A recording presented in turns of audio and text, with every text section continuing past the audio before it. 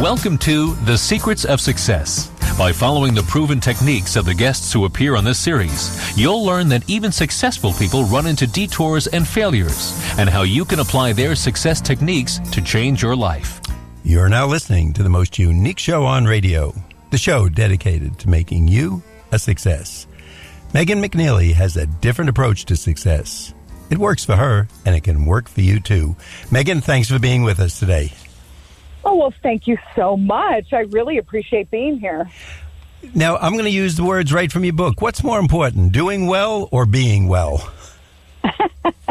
Well, you know, we have built this amazing, interesting culture where most of us, at least I did for many, many years, really believed that it was more important to do well at work. Many of us think that success comes first, and then our well-being ought to come after we get over that success hump at work, whatever it is. I know I'm in finance, and for us, it's like a 5-year window where, you know, we really feel like we have to kick it in, and beyond that, we feel like we've made it over the hump.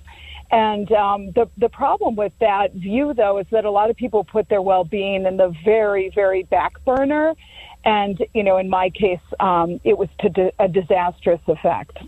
And for everybody today, when you're saying that, if people are in sales, I know auto salesmen, they're putting in 60-hour weeks, and I think they get either one day off or maybe a day and a half. Lawyers are looked to put in 2,000 or more hours, and wow. That's basically well over a 50-hour week, and that's not including, you know, transportation time back and forth. So by the time they get home, or he or she, it's pretty exhausting. But if that's the field you're in, of course, doctors, they're interns, they're working round the clock, and exactly. The early years, they're kind of beaten down, and then they'll get their rewards later on. But based on what I'm reading in your book, that can catch up with us. And I want you to tell our listeners your story. Well, thanks. What I was doing is, you know, I've always been a high achiever, like I'm sure many of your listeners are, and always wanting to do the very best I could at whatever task it was, whether I was in school growing up or playing tennis, or in college, I was that A student, you know, always just striving to operate at my highest potential. And so there was no difference when I started my career. I work at one of the largest financial firms in the world as a financial advisor, and this is my 22nd year at the firm. But in my early days, I was striving and certainly trying to be at the top of my game, which is a very, very competitive, very stressful position.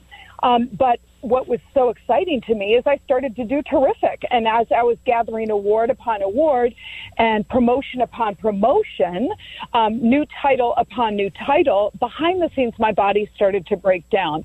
I just want to give you the image. It was sort of like I was an adult dragging a puppy behind me on a leash. You know, the adult was like my vision for myself and how hard I wanted to work, but my actual physical being was like that puppy, just not able to keep up.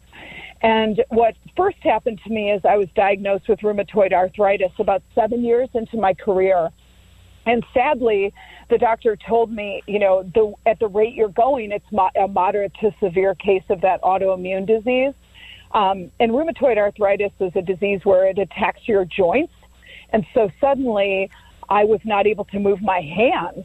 You know, I couldn't even open the water bottle in a business meeting. Someone would have to open it for me. I couldn't hold a pen in my hand for about 3 years. And so rheumatoid arthritis was the first thing. And what I also didn't realize, you know, at that point I started my little hero's journey to turn around my health.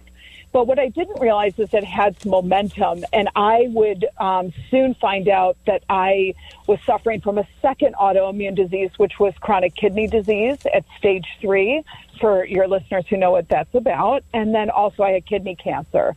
So to say that my health got my attention is an understatement. And what a lot of people, as I mention these things, you know, I don't have any of the diseases anymore. So thank goodness. But a lot of people ask me, number one, how did you turn that around? Because they're quite dire. And number two, how did you do it while you were working? Because, you see, I was a single mom, and it's really important to me to be able to support myself and my girls. and our dog. And we live in California here, which is expensive, like New York. And, I wanted to make sure I kept my health care, as you can imagine, was extremely important to me at the time and still is. And I also didn't want to let my legacy go. All this stuff, like I said, I was 7 years into my career with the first diagnosis. I didn't want to just let that all go away, and I knew that I wouldn't be able to afford just quitting. Megan, I just want to mention for our audience that, in case they didn't hear that, you had rheumatoid arthritis, which sadly I had a secretary who had that. She actually shrunk in physical structure, all sorts of problems, and she had to carry around a machine for oxygen, etc. But you also had chronic kidney disease and cancer. Right. So we're looking at 3 heavy duty. These aren't just, like a cold sore feet and the skinned elbow. No. This is heavy duty. No. But to your credit, and that's why we're talking to you today, you as a business person are telling us what turned your life around, and that's the exciting part. So what is it that made things come back, and not only come back, but even better than before? What did you do? Right. So the first truth that I learned is that well-being is the greatest asset we have. And I'm an asset manager, so I thought that was fascinating to learn. I didn't, I thought kind of the most valuable asset is your money, but I didn't realize the most valuable asset is your health. And I learned that as I was staring out the window at the UCSF Medical Center with, after my cancer surgery, really looking out at the view, because in that moment, I learned that I couldn't enjoy my daughters. They had to be picked up by somebody else that week from school. I couldn't enjoy my dog. I couldn't enjoy all the money I had saved, or my portfolios, or nature, or my backyard, or really anything. I was simply looking out at the view. And in that moment, I decided if I were ever able to figure out how to turn this around, I would give it back to the world, and I would let people know how I did it. And that's the first, act of service is this book that I wrote. I took an approach that is a body, mind, and spirit approach. And to be honest, Bill, if I had been able to heal myself with just the body part of I made this wheel just for listeners to think about. If you just visualize a wheel in front of you and it's got spokes and things, I divided that wheel into 3 different sections, maybe even if you could think of it like a pie. You have the body section. There's parts of you that are physical related. And some of the things I did in that category was like sleep more, eat a plant-based diet, exercise, relax, things that would help my physical body. And then I had a section called the mind section. If I had been able to heal myself just with the body, I would have stopped there. But the truth is that I was only about a third better by the time I started to exercise a little bit and eat better. So I started to do mind things, mind healing aspects, like meditate, work on my focus, master a positive attitude, things that were like mental and emotional wellness, deal with my baggage, those type of things. Megan, before we go further, because this is so important, I just want our audience to know, if they're just tuning in, you're listening to The Secrets of Success on the voice of Nassau Community College, 90.3 WHPC. I'm Bill Horan, but more importantly, our guest today who's telling you all this information is Megan McNealy, spelled McNealy. Her book is Reinvent the Wheel, How Top Leaders Leverage Well-Being for Success. Megan, I'd like you to let our audience know, we all know somebody or somebody in our family or a neighbor who could benefit from this. Where can people get the book, and where can they get more information? Is there a website? Oh, yes. So on my website, there are many links to ways to buy the book. My website is meganmcnealy.com. You can buy the book on Amazon, Barnes & Noble, for bulk orders. Of course, Porch Light is the new 800 CEO read. Indie Books, and wherever, fine books are sold. And we'll give our audience... I'm sorry to interrupt, but we'll give that information again in the show. And I just urge anybody listening, because this is so serious when we're talking medical issues. We're looking at it from success in business, but the medical part is, of course, the first part. And if you know somebody, if you have a neighbor, you have a friend, and if you don't, probably in a few weeks, someone's going to come up to you and say, what about Sally? Do you hear she's not feeling well? This can be a big help. So jot this information down. Just put it in your wallet. I'm sure you're going to be looking at Megan's website and getting a copy of Reinvent the Wheel wheel very soon. I'm sorry, Megan, now I'll let you continue. Oh, that's all right. And what's really, I want listeners to know is I sought out all sorts of medical advice. I mean, I had some of the greatest traditional medical doctors I could find. They were at UCSF Medical Center, right, super traditional. And I was so fortunate. That's where I had my cancer surgery as well. But I also read every book I could find on well-being. I listened to every podcast I could. I went on, traveled around the world looking for different healers and opinions. And I basically created that wheel based on things that were very positive for me. I basically took a look at what I was doing in my free time when I wasn't at work and decided that I needed a giant revamp. So I'll just give you a basic example. And I talk about this in the book. I used to have a hydration strategy, and it's not even hydration, but it was more of an energy management system, which would start every day with a giant cup of coffee, like a venti size.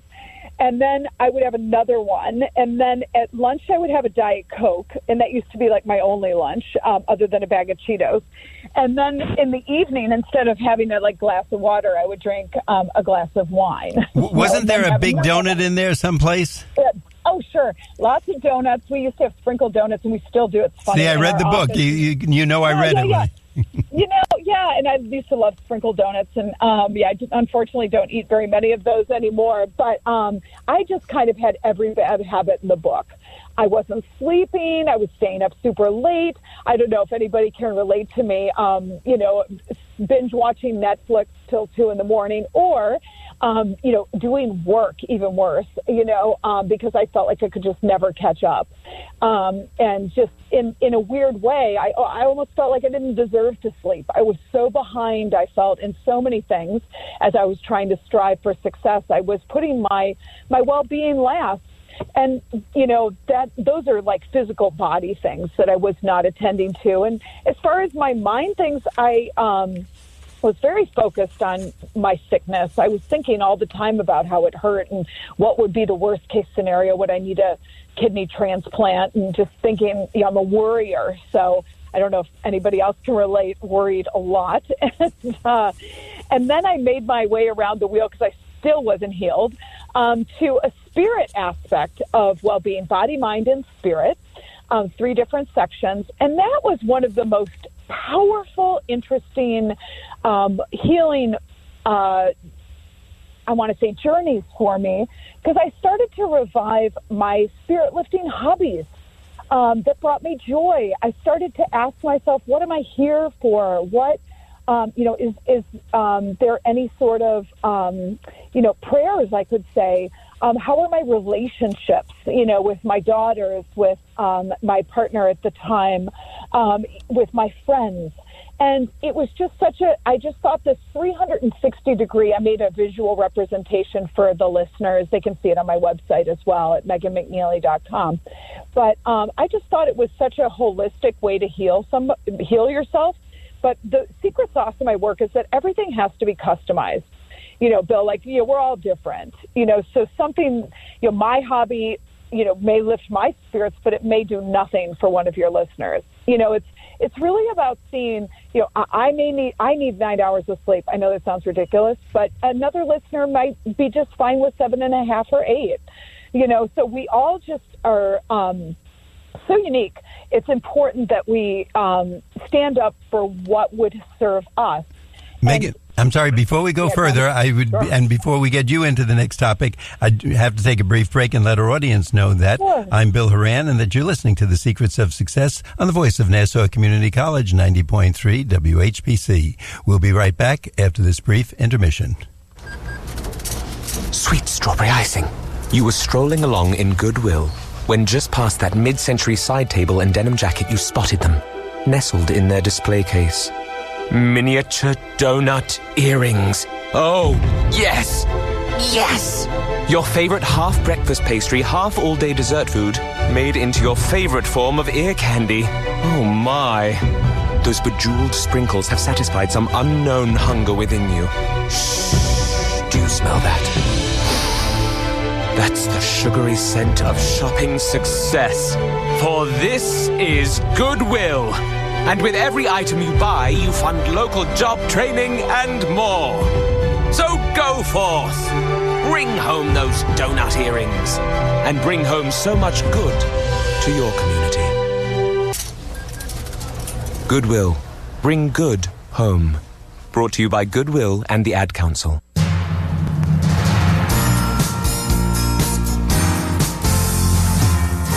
Welcome back. You're listening to The Secrets of Success on the voice of Nassau Community College, 90.3 WHPC. I'm Bill Horan, and our guest today is Megan McNealy, author of Reinvent the Wheel. Megan, I would like to let our audience know, as we're coming back in case they didn't get the whole part of the first part of our show, you had 3 diseases: rheumatoid arthritis, chronic kidney disease, and cancer.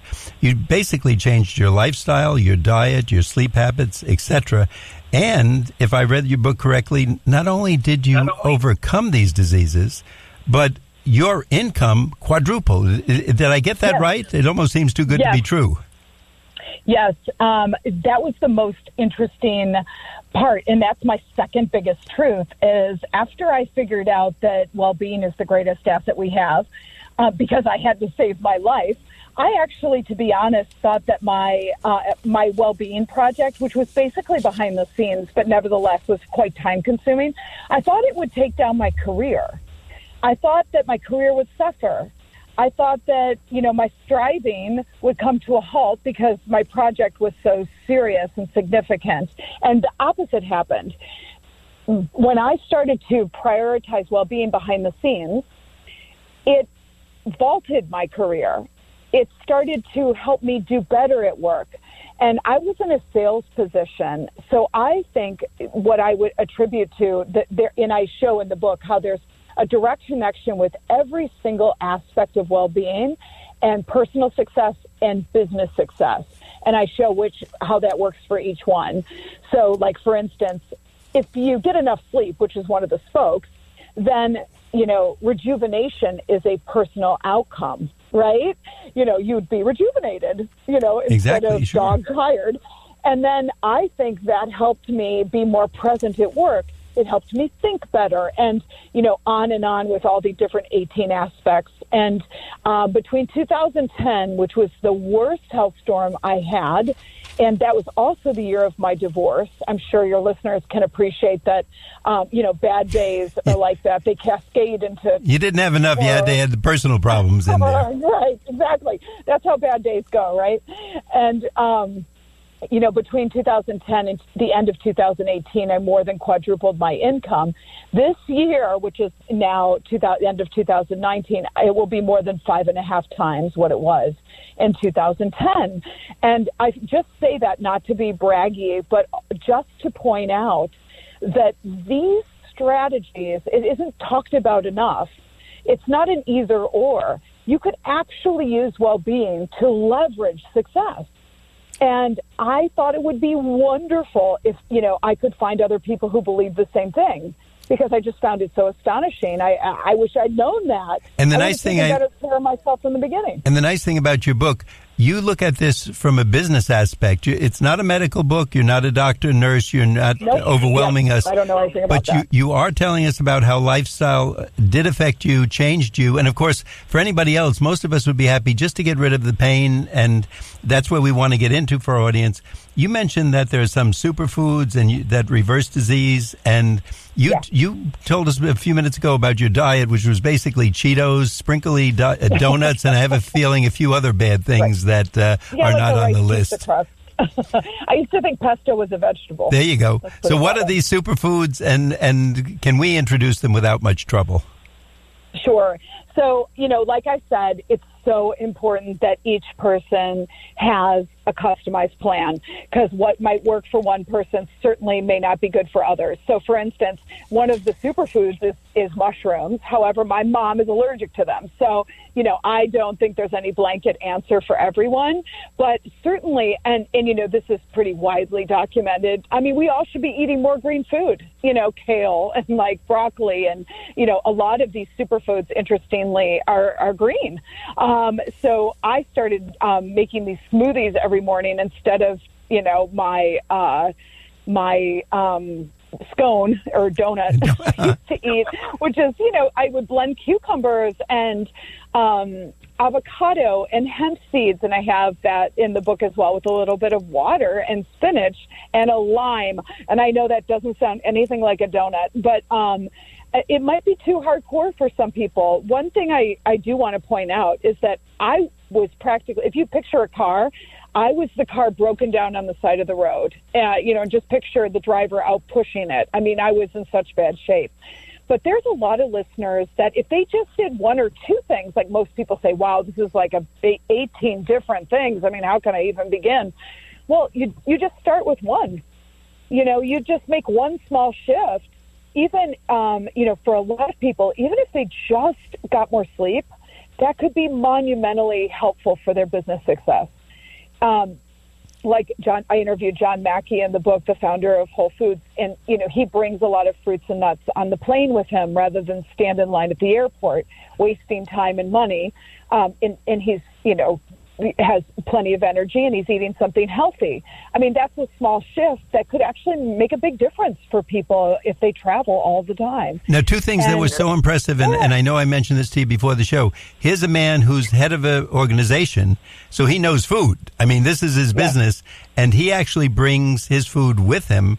And I think many times even this section I read in your book, like he'll prepare something and take it to a luncheon or a dinner because it's the way he wants it and fits his dietary profile, whatever that might be. So that if we're complaining we can't do this, and as you said, we could try it. We could just start out and maybe do one meal a week or one meal a day out of the three of them. And if you were eating Cheetos for lunch, so a smoothie wouldn't be the worst thing. Let's put it that way. I had nowhere to go but up. Let's put it that way, Bill. But, I think that there's so many. One thing that just really surprised me on my journey, and, I do want to really emphasize to your listeners, I followed my doctor's orders. I didn't go off on my own, and veer into not taking my medicine that they thought was so essential for me. I did that. But I also, was quite surprised that the things I did behind the scenes seemed to make such a difference. Obviously we think, food, changing your food up to a healthier plan, clearly can make a big difference. But I also think that, cultivating a positive attitude can have a big effect. Speaking your truth was one of the things that I started to work on, just even in passing, if you are in the grocery store with the checkout person, I always say, how are you? And they always say, well, I'm fine. And they, how are you? And I might, now, because I've been practicing speaking my truth more, and I think it's been very good for my well-being, is sometimes I might say, I'm not having the best day. I'm not that I want to go into it right there with them, but it's just an exercise in being more real rather than this, mischeerful kind of black and white worker bee, that used to just come in and just, do her job and not really connect with people. I found it to be very helpful for connection. Megan, once again, we want our audience to know that if you're just tuning in or missed part of it, our show, you're listening to The Secrets of Success on the voice of Nassau Community College, 90.3 WHPC. I'm Bill Horan. Our guest today is Megan McNealy, spelled McNealy. Her book is Reinvent the Wheel, How Top Leaders Leverage Well-Being for Success. And Megan, please tell us, because this is very important, where can people get this, or if they want to recommend it to a friend who's suffering, where is the book available, and is there a website we should know about? Thank you. Yes, the website is meganmcnealy.com. You can purchase the book via all the links on the site. It's very clear right there when you go to it. And you can also buy the book on Amazon. You can buy it on Barnes & Noble, Porchlight, Indie Books, and wherever books are sold. And I'm thrilled about it. We urge people to just write it down. A simple title, Reinvent the Wheel. It's by our guest, Megan McNealy. And if you've missed part of the show, or if you want a friend to hear this, or get in touch through the website with Megan, you can go to nccradio.org for a podcast of this show. Friends, even in other countries, relatives can listen to it any time of day, any day of the month, anytime that's convenient for them. And if they're suffering from any of these diseases, or even some others that may respond well to the treatment that Megan's talking about, and again, she's not a doctor, she's not pushing medical promotions. She's telling you how it worked for her and other business people, and actually made her more successful in the business world while also making her feel a whole lot better. So a double win for everybody. Megan, what would you tell our audience now? I know you're motivated and you want to help people, and that's why you wrote this book, and to overcome some of the problems that they may be suffering from. Give us some advice going forward. How would you start? What should we do? How do we begin tomorrow morning? Got it. Yes. So what I think, I have on my website an assessment that is for free. And I created this for people with that very question. So for any listener who would want to do it, it turns into a wonderful PDF for them. And it's meganmcnealy.com/assessment. There you go. Easy enough. Easy for people. Yes, and what I did there is just made a really simple, for every one of the 18 spokes, a really quick checklist where people could see where they're at. And what I suggest people do, and they can even go for free, that's for free as well, the assessment, or they can just go get a visual on my website of the actual wheel. And, Bill, I think most people know when they look at it, it's a very quick look, and they say to themselves, you know what, I could get more sleep, or you know what, the thing that I really need to do is really work on my attitude. Or, you know what, I haven't done a spirit lifting hobby. It's funny, I interview a lot of people. Many people say that they don't do any hobbies. Bill, people are doing nothing that brings them joy. They're work, and, they're with their kids and their spouse, but they seem to have, lost that thing that brought them joy. I always ask people to find that thing would, be what brought you joy as a kid. And for me, that was journaling. And so bringing that back, I can't tell you how much that has helped my well-being, just to help me write about my life and kind of figure out how I can move forward and be of service to others. And Megan, as you just said, many of the things are very easy. You talk about exercise, half an hour a day, just walking. Yeah. So people don't have to drink smoothies if they don't want, but on the other side, they may want, or they may be, like yourself, realizing that it's been a lot of donuts and Cheetos, and maybe it's time to do this. Once again, we want to thank you so much for telling us about this. We want our audience to know our guest has been Megan McNealy, McNealy. The book is Reinvent the Wheel. And quickly give us that website once again. Yes, it's meganmcnealy.com. Easy enough to remember. Megan, thanks so much for the great advice, and hopefully we'll be reinventing our wheels. We'd like our audience... I'm sorry? You. Thank you. I said thanks. We'd like our audience to know that you've been listening to The Secrets of Success on the voice of Nassau Community College, 90.3 WHPC. I'm Bill Horan, asking you to please join us again next week at the same time when we will continue our journey to success.